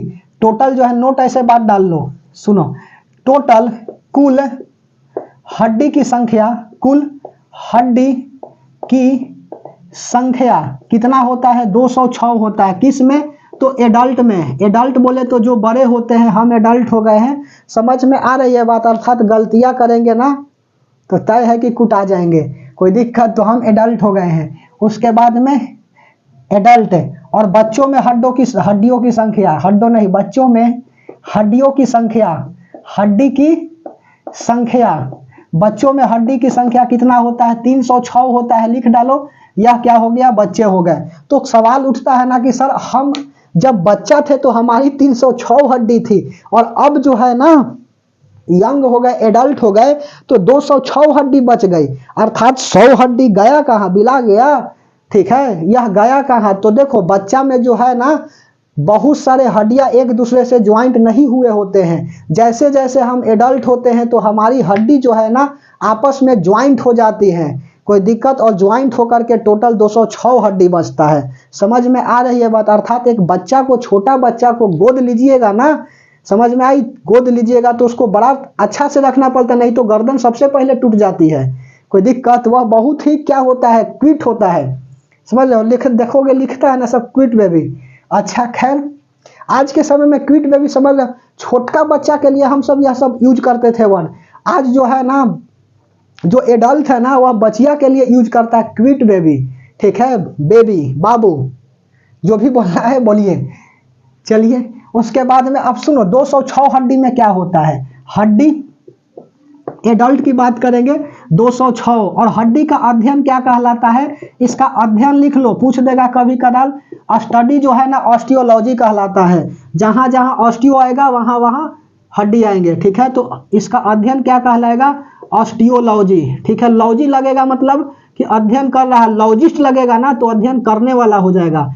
ऑस्टियोलॉजी है OESTOLOGY। ठीक है, ऑस्टियोलॉजी। कोई दिक्कत? और यही लॉजिस्ट रहेगा तो यह पढ़ने वाला हो गया। लॉजी मतलब क्या होता है? अध्ययन होता है। कोई दिक्कत? तो हड्डी 206 होता है और यह 206 में भी दो तरह से होते हैं। एक होता है अपेंडिकुलर और दूसरा होता है आपका एक्सियल। अपेंडिकुलर और उसके बाद में अपेंडिकुलर 126 होते हैं और उसके बाद में अगला होता है एक्सियल। एक्सियल जो है ना वह कितने होते हैं? तो एक्सियल जो है आपका 80 होता है। कोई दिक्कत? एक्सियल कितना हो गया? 80 हो गया। अपेंडिकुलर क्या होते हैं? अपेंडिकुलर जो है ना हम सबके शरीर के साइड में होते हैं, जबकि एक्सियल बीचों बीच होता है। इसका काम नाजुक ऑर्गन को बचाना होता है। इसका काम नाजुक बोले तो जो इंटरनल ऑर्गन है ना, हार्ट वगैरह, उसको यह बचाता है एक्सियल। यह बीचों बीच होते हैं, शरीर के बीचों बीच होता है। ठीक है, इसका काम नाजुक अंग को बचाना होता है। नाजुक अंग को बचाना होता है। कोई दिक्कत? उसके बाद में सुनो, यह शरीर को बीचों बीच होता है। यह शरीर के बीचों बीच होता है। बीचों बीच होता है। यह शरीर को बीचों बीच होता है, कोई दिक्कत। और यह है अपेंडिकुलर, अपेंडिकुलर टोटल 126 होता है, ठीक है। यह करता क्या है ना, शरीर को एक ढांचा प्रदान करता है, प्रदान तो खैर सभी करता है। यह नाजुक ऑर्गन को नहीं बचाता, यह बाहरी आघातों से बचाता है, कोई दिक्कत। जैसे देखो अपेंडिकुलर में 126 हड्डी कौन कौन आएंगे, सॉरी देखिए पहले ले लेता हूं हाथ को। अब हाथ आइए, व्यक्ति के बीच, व्यक्ति के शरीर में कितने हाथ होते हैं, 2 हाथ होते हैं। 1 मिनट, चलिए ठीक ठाक चल रही है, अभी तो 49 मिनट ही हुआ है, 10-12 मिनट में खिंचा जाएगा हड्डी का नाम, कोई दिक्कत। इसीलिए देख लिया, चलिए 20 मिनट भी रुक जाएंगे तो कोई दिक्कत नहीं होगा, 1 घंटा 10 मिनट की क्लास हो जाएगी, क्या दिक्कत है। पढ़ाई से थोड़ी भागा जाता है, ठीक है। लग चुकी है तलब मंजिल की, खुद को आग में झोंक लेंगे। ये ठोकरे कहती है मारा जाएगा, हौसला कहता है देख लेंगे, कोई दिक्कत। तो चलिए हाथ है, टोटल हाथ कितने होते हैं, 2 होते हैं। 1 हाथ हो गया और यह 2 हाथ हो गई, कोई दिक्कत। अब हाथ में, एक हाथ में जितना हड्डी होगा वह दूसरा हाथ में भी उतना ही हड्डी होगी। तो सुनो हड्डी कैसे होता है हाथ में, तो हो गया ह्यूमरस, रेडियस, अल्ना। पहला लिखो ह्यूमरस, ह्यूमरस, ह्यूमरस, ह्यूमरस हो गया। उसके बाद में रेडियस हो गया, रेडियस। तीसरा हो गया अल्ना, अल्ना ALNA, ह्यूमरस हो गया, रेडियस हो गया, अल्ना हो गया। उसके बाद में चौथा ह्यूमरस, रेडियस, अल्ना। उसके बाद में कार्पल, मेटाकार्पल और फ्लेंजिज। लिखो कार्पल, कार्पल, कार्पल, कार्पल होता है। उसके बाद में मेटाकार्पल, मेटाकार्पल। और उसके बाद में छठा होता है फ्लेंजिज, फ्लेंजिज, फ्लेंजिज, फ्लेंजिज, फ्लेंजिज, मेनेंजिक नहीं है जी, फ्लेंजिस, इसको बोलेंगे फ्लेंजिज, फ्लेंजिज, ठीक है। फ्लेंजिज हो गया और यह हो गया आपका मेटाकार्पल। सुनो अब यह होगा कैसे, तो समझिए बात को ध्यान से। ह्यूमरस, ह्यूमरस कहाँ पे होता है, यहाँ पे ह्यूमरस होता है। कहते हो ना कि मैं बॉडी फुला रहा हूं, तो बॉडी के पास कौन सा हड्डी होता है, यह वाला। सुनो दिखाई दे रही है, यहाँ पे ऐसे दिखेगा। अब सुनो यहाँ से लेकर के यहाँ तक क्या होता है, ह्यूमरस होता है, इसको रेडियस बोलेंगे। और यहाँ से 2 हड्डी ऐसे निकलता है, ठीक है। यहाँ पे हो गया ह्यूमरस, रेडियस और अल्ना, ठीक है। तो ह्यूमरस हो गया, रेडियस हो गया, अल्ना हो गया। तो एक एक हड्डी यहाँ पे बन जाएगा ना, एक हड्डी, एक हड्डी और एक हड्डी, कोई दिक्कत। तो ह्यूमरस हो गया, रेडियस हो गया, अल्ना हो गया। उसके बाद में कलाई, यहाँ पर देखो, ठीक है। यहाँ पर हमारी क्या है, यह कलाई है, काला धागा बांध चुके हैं, ठीक है। यह काला धागा क्यों बांधा जाता है, इसलिए बांधा जाता है कि ताकि माइंड को कंसंट्रेट करके रख सके, कोई दिक्कत है। सुनो ऐसा कुछ नहीं है, देखिए यहाँ से कलाई, तो क से कलाई हो गया ना, क से कलाई और क से क्या होता है, कार्पल होता है। इसमें टोटल कितने हड्डी होते हैं, टोटल हड्डी जो है ना वह 8 ठो होता है। सबसे ज्यादा हड्डियां यही की टूटती है जी, क्योंकि छोटा छोटा हड्डी होते हैं। इस तरह से छोटा छोटा ऐसे होता है हड्डी, सुनो दिखा रहा है ऐसे जो है ना, यह 8 गो टोटल होते हैं इस तरह से। और सबसे पहले जो है ना यही हड्डी क्या होता है, टूटते हैं, कोई दिक्कत है। तो सबसे ज्यादा टूटने वाला हड्डी कहाँ का होता है, कार्पल होता है, कलाई। क से कार्पल, क से कलाई, और क से कबूतर, ख से खरगोश, ग से गमला, घ से घड़ी, अंगा से कुछ होना, च से चरखा, छ से छाता, ज से जहाज, यह सफर होना, झ से झंडा, यहाँ से कुछ होना, ट से टमाटर, ठ से ठटेरा, ड से डमरू, ढ से ढक्कन, न से क्या होता है नल। सुनो यह सब तो बच्चा में पढ़ाया जाता है। खैर देखिए, तो ह्यूमरस हो गया, रेडियस हो गया, अल्ना हो गया, कार्पल, कार्पल का गो हो गया, 8 गो हो गया। और मेटाकार्पल कितने होते हैं, तो मेटाकार्पल जो है ना, मेटा बोल रहे हैं, नेटा ना बोल रहे हैं, उसको म्यूलिन बोलेंगे, ठीक है। यहाँ पर मेटा है, एम है। मेटाकार्पल कितने होते हैं, 5 ठो होते हैं। मेटाकार्पल कितने होते हैं, या 5 ठो होते हैं। या 5 गो देख लो क्या है, पंजा, ठीक है, कांग्रेस छाप, कोई दिक्कत। देखिए यह 5 गो क्या होता है, मेटाकार्पल्स होता है। और इसमें देखो एक उंगली में कितने हो जाएंगे, फ्लेंजिस। तो यहाँ से 1 मुड़ा, यहाँ वाला देखो, यहाँ वाला 1 मुड़ा, 2 मुड़ा और यहाँ 3 मुड़ा, इस तरह से 3 गो हो गया ना। तो इधर 3 और चौको कितना हो जाएगा, 12। और अंगूठा में क्या होते हैं, 2 गो होते हैं, 1 मुड़ा और यहाँ से देखो 2 मुड़ा, ठीक है। तो 12 और 2 14, ठीक है, 14 होता है। समझ में आ रही है बात। तो humerus, radius, ulna, carpal, metacarpal और फ्लेंजिज सबको जोड़ो तो कितना आ जाएगा, 30 आ जाएगा ना। कुल जोड़ो तो टोटल कितना आएगा, 8, 1 1 2 1 3 8 11 5 16 14 30 हो गया। यह एक हाथ में 30 हड्डी हो गए। तो दूसरा हाथ में कितना हो जाएगा, 2 गो हाथ है, एक हाथ में 30 हड्डी, तो 2 हाथ में 60 हड्डी, तो यहाँ 2 से क्या कर दिया हमने मल्टीप्लाई कर दिया, तो 30 दूना कितना हो गए 60 हड्डी हो गए। समझ में आई बात। एक्सियल वाला मिटा दे, अपेंडिकुलर में और लिखे हाथ के बाद पैर वाला, कोई दिक्कत, पैर। चलिए इसको मिटा दे, एक्सियल को भी दिखाता हूं। समझ में आ रही। हड्डी का नाम याद करना कौन बड़ी बात है, यह सब बच्चों का खेल होता है जी, ध्यान से समझिए, मुकाबला टक्कर का है, इसीलिए ध्यान से समझते चलो। अपेंडिकुलर हाथ हो गया पहला, हाथ के बाद अगला लेग, लेग बोले तो होता है पैर, इसको क्या बोलते हैं टंगड़ी, ठीक है, जो बोलना है बोलिए। यह हो गया आपका लेग, लेग मतलब होता है पैर। अब पैर में सुनो कैसा कैसा हड्डी होता है, तो फीमर, ठीक है, फीमर, फीमर कहाँ पे होता है, तो यहाँ पे होते हैं। जांघ में कैसा हड्डी होता है, फीमर होता है, सबसे लंबी बोन फीमर ही होता है, कोई दिक्कत। फीमर तो लिख लो, फीमर, फीमर, ठीक है, इसको क्या बोलेंगे, फीमर बोलेंगे, FEMUR, फीमर हो गया। उसके बाद में अगला पटीला, पटीला, ठेहुना के ऊपर का जो इस तरह से गोल ढक्कन जैसा होता है ना, उसी को बोलते हैं पटीला।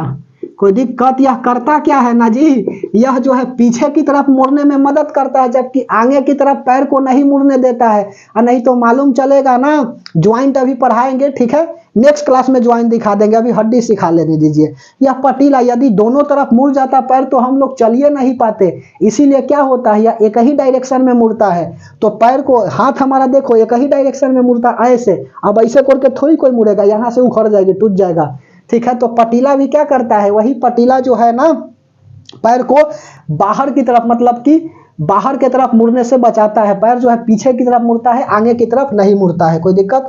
तो यह पटीला हो गया। पटीला के बाद अगला आता है टिबिया, खूब पूछता है सवाल जी, टिबिया। एक बार पूछा था ना कि उर्रू नामक हड्डी कहाँ पे पाया जाता है, उर्रू, उर्रू बोले तो यह होता है आपका फीमर, ठीक है, और यह पाया जाता है पैर में, यह पैर में पाया जाता है, पैर में पाया जाता है। सेट वगैरह लगाइएगा ना, यह सब मिलेगा। उर्रू नामक हड्डी कहाँ पाया जाता है, तो यह पैर में पाया जाता है। खैर, फीमर हो गया, पटीला हो गया, टिबिया हो गया, चौथा फिबुला हो गया, फिबुला, फिबुला, टिबिया, फिबुला। उसके बाद में अगला आ जाता है टार्सल, मेटाटार्सल और फ्लेंजिज, ठीक है। इसमें क्या था, कार्पल था, और इसमें क्या हो जाएगा, टार्सल हो जाएगा।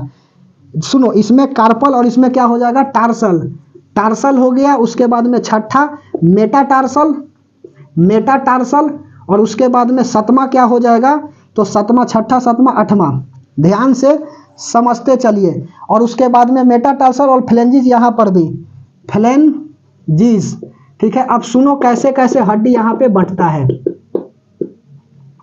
फीमर, फीमर जो है ना वह कितने होते हैं, तो हमारे टांग में फीमर की संख्या जो है ना वह 1 होता है। पटीला का भी 1 होता है, कोई दिक्कत। उसके बाद में टिबिया 1 होता है। टिबिया कहाँ पे होते हैं, तो आगे वाला भाग जो है ना, जैसे यह आपका पैर है, ठीक है, यहाँ पर पटीला और इसके ऊपर वाला भाग टिबिया, इसके जस्ट नीचा, ठीक है, टिबिया के जस्ट नीचा मांस जहाँ पे ऐसे लटका होगा वहां देखिएगा, उसके नीचे वाला क्या कहलाता है, फिबुला।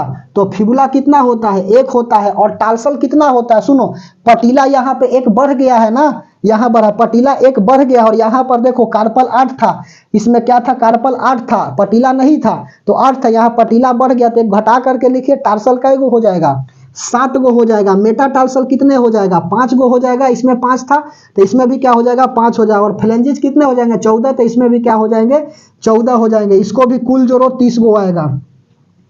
1 2 3 4 7 11 5 16 14 30 आएगा। एक पैर में 30 हड्डी, तो 2 पैर में 30 दूना 60 हड्डी, कितना हो गया, 60 और 60 120 हड्डी को निपटा लिए। टोटल कितना होता है, 126 हड्डी होता है अपेंडिकुलर में। इसको मिटा दे, एक स्क्रीनशॉट ले लीजिए।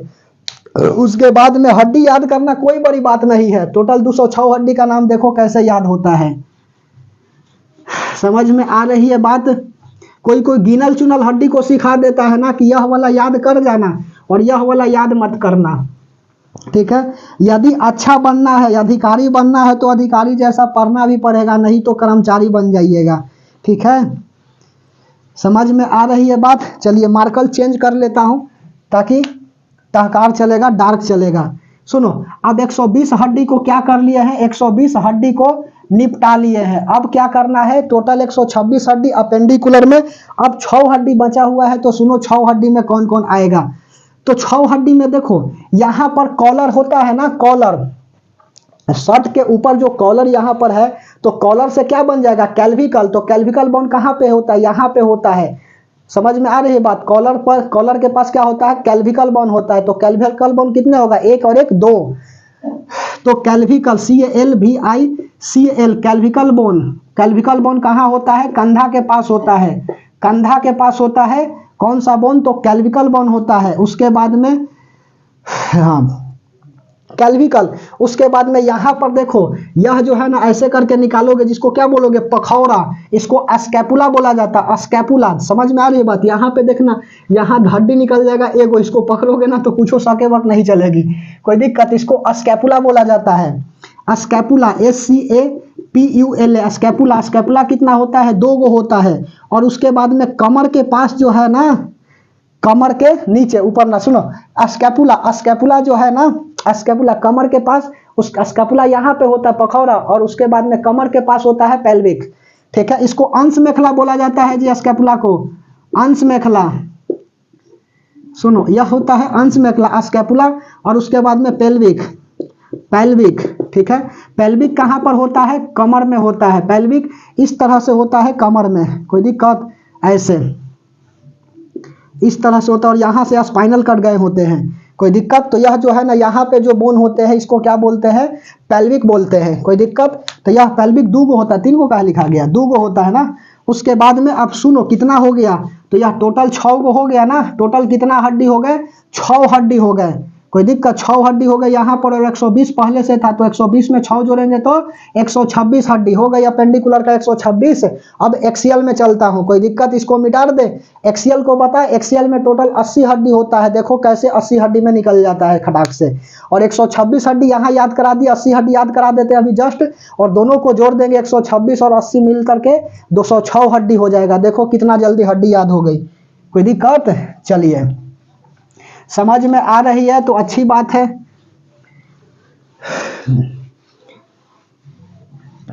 तो रूठी रूठी सी लगती है, कोई तरकीब बता मनाने की, मैं पूरा साइंस पढ़ा दूंगा, तो टाइम बता आने की, कोई दिक्कत। चलिए ध्यान से समझते चलो बात को। देखो अब क्या आता है, एक्सियल। एक्सियल, एक्सियल का मतलब होता है 80। 80 कितने, मतलब एक्सियल में कितने हड्डी होते हैं, 80 हड्डी होते हैं। अब 80 हड्डी में भी सुनो, spinal cord, spinal cord, spinal cord में कितने होते हैं, कॉर्ड, CORD कॉर्ड लिखा गया, स्पाइनल कॉर्ड। स्पाइनल कॉर्ड में कितने हड्डी होते हैं, तो स्पाइनल कॉर्ड में 26 होता है एडल्ट में, और इसमें 33 हड्डी होता है किस में, बच्चों में, चाइल्ड में। चाइल्ड बोले तो बच्चा, चिल्ड्रन बोले तो बच्चे, बच्चा होता है दिल के सच्चा। ले, तो यह स्पाइनल कॉर्ड में टोटल 26 हड्डी। और उसके बाद में अगला यहाँ पर रिप्स, रिप्स बोले तो पसली को, ठीक है, पसली, पसली में कितना हड्डी होता है, तो पसली में 26 हड्डी होता है, वेरी सॉरी 24 हड्डी होता है, और स्टेर्नम से यहाँ पे जुड़े होते हैं, कोई दिक्कत। जो बोन स्टेर्नम से नहीं जुड़ा होता है उसको फ्लोटेटिंग रिप्स बोलते हैं। तो लिख लो रिप्स, रिप्स बोले तो पसली, ठीक है, कहता है ना सबकी हड्डी पसली तोड़ देंगे, ठीक है। तो यह वाला पसली, तो पसली की बात कर रहा है, टूट जाएगा तो इसका प्लास्टर वगैरह भी नहीं होगा। Calcium sulphate plus half H2O से प्लास्टर होती है जी। प्लास्टर ऑफ पेरिस का फार्मूला होता है, याद रखिएगा, केमिस्ट्री में से तो बताएंगे भी, ठीक है। रिप्स, रिप्स में 24 हड्डी होता है, और यह जो रिप्स जो है ना किससे जुड़ा होता है, यह स्टेर्नम से जुड़ा होता है। स्टेर्नम, यह स्टेर्नम से जुड़ा होता है, जुड़ा होता है। जैसे आप उससे जुड़े हैं, तो यहाँ रिप्स जो है ना वह स्टेर्नम से जुड़ा होता है। तो स्टेर्नम एगो, रिप्स 24 गो, तो 24 एक मिल करके कितना हो गया, 25 हड्डी। 26 और 25 कितने हो जाएंगे, तो 26 और 25 51 हड्डी हो जाएंगे। जोड़ो ना बाबू, 26 और 25, या 33 को हटा दीजिए, क्योंकि बच्चा से बूढ़ा, जो बच्चा से एडल्ट होगा तो 33 थोड़ी रहेंगे, 26 रहेंगे ना, कोई दिक्कत। स्पाइनल कॉर्ड में 31 जोड़ा नस जो है ना वह बाहर निकले होते हैं स्पाइनल कॉर्ड से। जो करता क्या है ना, या सेकंड ब्रेन होता है, ब्रेन में से स्पाइनल कॉर्ड तो बताएंगे ही, जो इन्फॉर्मेशन को भेजने का काम करता है, मैसेज सिग्नल की काम करती है यह, कोई दिक्कत। या शरीर को क्या करता है, खड़ा रखने में प्रदान करता है शरीर को, कोई दिक्कत। इसको रीढ़ की हड्डी बोला जाता है स्पाइनल कॉर्ड को, लिख लो रीढ़ की हड्डी, रीढ़ की हड्डी, बैकबोन, रीढ़ की हड्डी। यह क्या, स्पाइनल कॉर्ड, रीढ़ की हड्डी। मेरुदंड के अंदर मेरुरज्जु पाया जाता है, इसको मेरुदंड भी बोला जाता है। लिखो, जितना हिंदी टाइट लिखना है लिखिए, मेरुदंड। और इसके अंदर जो नर्व्स गुजरे होते हैं उसको मेरुरज्जु कहा जाता है। बहुत टाइट हो जाएगा हिंदी। रिब्स, तो यह 24 प्लस 1 मिलकर के 25, टोटल कितना हो गया? 51 हड्डी हो गया। बच गए 29 हड्डी। अब 29 हड्डी में सुनो यह किस में होता है? तो 29 हड्डी जो है ना यह ब्रेन में होता है। ब्रेन बोले तो सिर, हेड, ठीक है, हेड मतलब होता है सिर। अब यह सिर में कितने होते हैं? तो 29 हड्डी होते हैं। अब सिर में भी कंडीशन है कि सिर में कान आता है, उसके बाद में गर्दन आता है और उसके बाद में चेहरा भी आता है, ठीक है। चेहरा, चेहरा क्या देखते हो? दिल में उतर कर देखो ना, ना किताब में उतर कर देखो ना, दुनिया बहुत ही अच्छा दिखाई देगी, ठीक है। दिल में उतरने से क्या होगा? यदि हमारी मोहब्बत देखनी है तो गले लग कर देखो, धड़कन नहीं बढ़ गई तो मोहब्बत ठुकरा देना, कोई दिक्कत, ठीक है। चलिए ब्रेन, तो सुनो ब्रेन में क्या होता है आपका? कान भी होता है। कान बोले तो ईयर, ठीक है, ईयर। ईयर में कितने हड्डी होते हैं? ठीक है, एयर नहीं है जे, एयर में तेरे उल्टे बाल या अलग सुनो, यह हो गया ईयर। ईयर मतलब होता है कान। उसके बाद में कान के बाद और क्या लिखिएगा? फेस। फेस बोले तो चेहरा, ठीक है। चेहरा की चमक जो है लाल बत्ती कार वाली से होती है, नहीं कि फेयर लवली लगाने से, कोई दिक्कत। फेस हो गया और उसके बाद में अगला और क्या लिखोगे? यहाँ पर हेड तो लिखिए लिए हैं और ब्रेन यहाँ लिखो। ब्रेन, 1 मिनट सॉरी, यहाँ से हेड हेडिंग लगाइए, हेड और ब्रेन यहाँ लिखो, कोई दिक्कत। चलिए ब्रेन, ब्रेन यहाँ पर भी ठीक था, कोई दिक्कत नहीं था। ब्रेन के जगह हम स्कल यूज करेंगे तो ज़्यादा बेटर रहेगा। स्कल, खोपड़ी, कोई दिक्कत। खोपड़ी, अब सुनो खोपड़ी क्या है खोपड़ी, छी छी क्या क्या लिख रहा हूँ। सबसे पहले ईयर, उसके बाद में लिखो ईयर के बाद नेक, गर्दन, नेक, और तब यहाँ पर लिखो फेस, ठीक है, फेस। और उसके बाद में अगला लिखना स्कल, स्कल, और यहाँ लिख लेना ब्रेन, कोई दिक्कत। और यहाँ से इसको हटा देना, वेरी सॉरी, कोई दिक्कत, ठीक है। कि अभी ही पता चल गई कि यहाँ पर गलतियाँ लिखाई था। हेड, हेड में कितने हड्डी होते हैं? 29 हड्डी होते हैं। कान, नेक, नेक बोले तो गर्दन, गर्दन, और उसके बाद में ब्रेन, फेस हो गया और स्कल हो गया। कान, ईयर, ईयर में टोटल कितने हड्डी होते हैं? 6 हड्डी होता है। देखो 29 हड्डी कैसे आएगा यहाँ पे? यह जो है हेड में कितने हड्डी? तो 29 हड्डी होते हैं। अब 29 हड्डी देखो कैसे आएगा? तो ईयर में होता है। कान में कितने हड्डी होते हैं? तो कान में 6 हड्डी होता है। कौन कौन? तो मेलियस हो गया, मेलियस, दूसरा हो गया इनकस, इनकस, और तीसरा हो गया अस्टेपिज, अस्टेपिज, ठीक है। तो मेलियस, इनकस और अस्टेपिज, 1 2 और यहाँ 3, ठीक है। तो एक एक सब होता है तो मिल करके कितना हो गया? 1 2 3, 3 हो गया, कोई दिक्कत। और एक कान में 3 हड्डी तो 2 कान में 3 दूना 6 हड्डी, कोई दिक्कत समझ में आई? मेलियस, इनकस और अस्टेपिज बताएंगे। सबसे छोटा हड्डी, सबसे बड़ा हड्डी, हड्डी हड्डी का ज्वाइंट, मांस हड्डी का ज्वाइंट, मांस मांस का ज्वाइंट, मसल्स मसल का ज्वाइंट। उसके बाद वही ब्यूटी बोन किसे कहा जाता है? कोई दिक्कत। टिबिया नामक हड्डी बताए तो पैर में होता है, ठीक है। यह सब सवाल पूछता है, कोई दिक्कत। चलिए उसके बाद में नेक, नेक बोले तो गर्दन, गर्दन में कौन सा बोन होता है? हाइंड बोन होता है, HYUND, hind bone, hind bone होता है, हाइंड, हाइंड बोन इसमें होता है। और फांसी के समय यही बोन जो है ना टूट जाता है। जब फांसी मिलती है ना व्यक्ति को तो यही बोन जो है वह टूट जाता है। फांसी के समय, फांसी के समय यह बोन, यह बोन टूट जाता है, कोई दिक्कत। यह बोन जो है वह टूट जाता है। फेस में 14 हड्डी होते हैं और स्कल, खोपड़ी में 8 हड्डी होते हैं। तो 14 और 8 मिलकर के कितना हो गया? 22 हड्डी हो गया, कोई दिक्कत। 22 हड्डी हो गया। गर्दन में 1 हड्डी हो गया, जोड़ लो 29 हड्डी आ गए होंगे। 6 व 1 7 और 22 कितना हो गया? 29 हो गया ना, बोलिए। तो सिर में कितना हड्डी? 29 हड्डी। और यहाँ पर रिब्स में 24 हड्डी, स्टेर्नम से जुड़ा होता है तो 25 हो गया। और स्पाइनल कॉर्ड में 26 हड्डी, तो 51 और 29 कितना हो जाएंगे? यहाँ पे 51 और 29 मिल करके 80 हड्डी। अब पीछे बता दिया अभी 126 हड्डी, दोनों को जोड़ेंगे तो कितना हो जाएगा? 206 हड्डी हो जाएगा। तो यह जो है ना आपका 206 हड्डी क्या हो गए? समाप्त हो गए, कोई दिक्कत। 206 हड्डी क्या हो गए? समाप्त हो गए। अब कल की क्लास में क्या करेंगे? हम दिखा देंगे कि सबसे छोटा हड्डी कहाँ पे होता है, कान में होता है, स्टेपिज को बोलते हैं। यहाँ पे जो कान में स्टेपिज है ना, सबसे छोटा हड्डी कहाँ पाया जाता है, कान में पाया जाता है। तो स्टेपिज हड्डी कान में होता है सबसे छोटा। सबसे बड़ा हड्डी तो फीमर होता है, जांघ की हड्डी को सबसे बड़ा हड्डी बोलते हैं। Thigh bone is the longest bone, is the known as the femur bone. Are you understand? ठीक है, कि थाई बोन को क्या कहा जाता है, सबसे बड़ा हड्डी कहा जाता है। उसके बाद में टिबिया नामक हड्डी कहाँ पाई जाती है, पैर में पाया जाता है। उर्जू नामक हड्डी कहाँ पाया जाता है, पैर में पाया जाता है। और उसके बाद में अंगला, अच्छा मैक्सिला और मैंडिबल एगो छूट गया, लिख लीजिए नोट में बात डाल करके। मैक्सिला, मैक्सिला यह कहाँ पर होता है, जबड़ा के ऊपर होता है, जबड़ा के ऊपर। ठीक है, जबड़ा बोले ऊपर, सबसे मजबूत हड्डी जबड़ा होता है। सबसे मजबूत हड्डी किसका होता है, जबड़ा का होता है। इसीलिए दंतवन वगैरह को देखते हो ना, तो दांत सही से फाड़ देता है, कुछ तार वगैरह छिलना होता है तो दांत के पास ले जाता है। ठीक है, तो जबड़ा की हड्डी क्या होती है, सबसे मजबूत होता है। कोई दिक्कत, बच्चा को जब कुछ नहीं पकड़ाएगा ना, बच्चा को पकड़ लोगे और बच्चा रहेगा ना कुछ रहेगा तो लेकर के हवा लेगा दांत से। ठीक है, क्योंकि उसकी जबड़ा की हड्डी क्या है, मजबूत है। कोई दिक्कत? तो जबड़ा की हड्डी मैक्सिला कहाँ पे होता है, जबड़ा के ऊपर। और मैंडिबल, MANDIBLE, मैंडिबल कहाँ होता है, जबड़ा के नीचा, जबड़ा के नीचा। ठीक है, जबड़ा के क्या होता है, नीचा होता है मैंडिबल। समझ में आई बात? तो मैक्सिला जबड़ा के ऊपर और मैंडिबल जबड़ा के नीचे।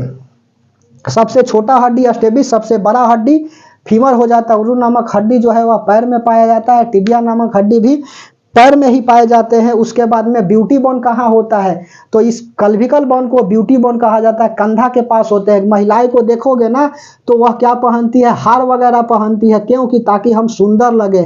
तो देखिए, गहना पहनने से सुंदर नहीं लगना है। ठीक है, गहना को आप पहनिए तो आपकी खूबसूरती गहना से बढ़ जाए, यह नहीं होना चाहिए। गहना को जो पहने व्यक्ति ना, तो गहना की खूबसूरती बढ़ जाए उस व्यक्ति से, नहीं कि उस व्यक्ति की खूबसूरती बढ़ जाए गहना से। कोई दिक्कत? देसी मुर्गी बिलायती बोल। ठीक है, यह सुने हो ना, तो ऐसा नहीं होना चाहिए। तो ब्यूटी बोन कहाँ पर होता है, कंधा पर होता है, कंधा में होता है। कैल्विकल बोन को ब्यूटी बोन कहा जाता है। दो हड्डी आपस में ज्वाइंट करते हैं, उसे क्या कहा जाता है, तो हड्डी और हड्डी के ज्वाइंट को लिगामेंट कहा जाता है। उसके बाद में हड्डी और हड्डी जहाँ ज्वाइंट करते हैं वहाँ लिक्विड पार्ट होता है, उसको लिक्विड कहा जाता है। हड्डी और मांस के ज्वाइंट को टेंडम कहते हैं, और मांस और मांस, मसल्स और मसल्स के ज्वाइंट को फ्लेक्सर कहा जाता है। हड्डियों की अवस्था आती है ऑस्टियोक्लास्ट, ऑस्टियोब्लास्ट और ऑस्टियोसाइट होता है। ऑस्टियोक्लास्ट क्या करता है, यह जो है ना खराब हड्डी को बाहर निकाल देता है। उसके बाद में ऑस्टियोब्लास्ट क्या करता है, हड्डी में सेल डिवीजन करने का काम करता है। और ऑस्टियोसाइट जो है ना, यह कंप्लीट मैच्योर बोन होता है। उसके बाद में अगला आपका मसल्स और ज्वाइंट आ जाएगा। तो कल के क्लास में जो हड्डी से बचा हुआ है और उसके बाद में मसल्स का बचा हुआ है, ज्वाइंट बचा हुआ है, उसको क्या कर देंगे, समाप्त कर देंगे। कल का क्लास में स्केलेटन भी समाप्त हो जाएगा। आज डीएनए प्लस स्केलेटन को क्या करेंगे, प्लस लगा करके डाल देंगे। कोई दिक्कत? उसके बाद में कल वाला में स्केलेटन डालेंगे, मसल्स डालेंगे और उसके बाद में ज्वाइंट्स डालेंगे। कोई दिक्कत? इस तरह से। और उसके बाद में यह स्केलेटन खत्म हो जाएगा, फिर हम लोग डाइजेशन के तरफ चलेंगे। कोई दिक्कत? तो एक स्क्रीनशॉट ले लीजिए। ठीक है, क्लास कैसा लगी बताइए। कोई दिक्कत? 1 घंटा का क्लास लेते हैं, आपको कभी बोरिंग नहीं होने देंगे। 1 घंटा आप कंटेंट संभाल लीजिएगा, बाकी हम सब संभाल लेंगे। कोई दिक्कत? और फिर से वही बात कि कुछ देर की खामोशी, फिर शोर आएगा। पड़ोसी तेरा वक्त आया था, हमारा इस बार दौर आएगा। ठीक है, माँ तेरी हर बूंद के पसीनों को मोदिया चंपाऊंगा, सपने तुम बड़ा देखना, पूरा करके सेल नहीं दिखलाएगा। ठीक है, क्योंकि लग चुकी है तलब मंजिल की, अब खुद को आग में झोंक लेंगे। ठोकरे कहती है मारा जाएगा, हौसला कहता है देख लेंगे। ठीक है, तब तक के लिए धन्यवाद और हम लोग मिलते हैं नेक्स्ट क्लास में। ठीक है, चलिए।